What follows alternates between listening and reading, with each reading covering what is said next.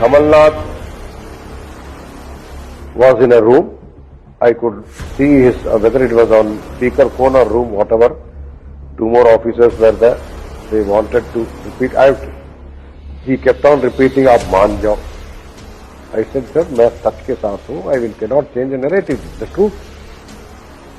He told me कि लोग बाग राहुल गांधी के पेशाब पीने के लिए तैयार होते हो, आप इतना छोटा सा फेवर नहीं कर सकते। I retorted back saying that तब आप लोगों को पेशाब पीने का टेस्ट होगा, आप लोग पीजिए, मैं नहीं पीता, मैं सच के साथ खड़ा हूं। सुना आपने, ये गृह मंत्रालय के पूर्व अंडर सेक्रेटरी आरवीएस मणि हैं, जो मीडिया के सामने आकर इस बात को खुलकर कह रहे हैं कि कांग्रेस सरकार के दौरान उन पर गुजरात में हुए इशरत जहां एनकाउंटर केस की रिपोर्ट बदलने के लिए दबाव डाला जा रहा था।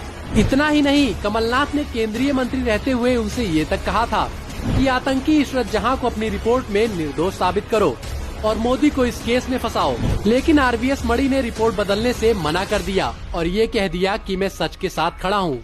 तो कमलनाथ ने कहा था कि तुम जानते हो, आईएएस, पीसीएस और तमाम बड़े नेता राहुल गांधी का पेशाब पीने के लिए तैयार हैं और तुम इतना सा काम नहीं कर सकते।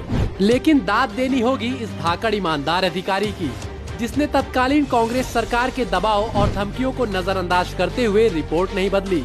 लेकिन दोगली कांग्रेस के कुकर्मों को कौन नहीं जानता। कुछ ही दिनों बाद उसने इस अधिकारी का प्रमोशन रोककर उनसे इसका बदला ले लिया।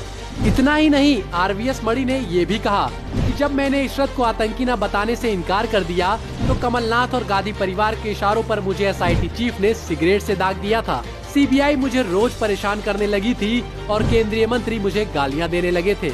और ये सब कोई हवाई बातें नहीं है, बल्कि ये बात आरवीएस मणि ने अपनी किताब भगवा आतंक एक षड्यंत्र में लिखी है, जिसे आप गूगल पर जाकर पढ़ सकते हैं। अब जरा सोचिए कि मोदी जी को बदनाम करने के लिए कांग्रेस ने कितने घिनौने पाप किए हैं। कभी राहुल गांधी के पेशाब को कमलनाथ ने अमृत बताया।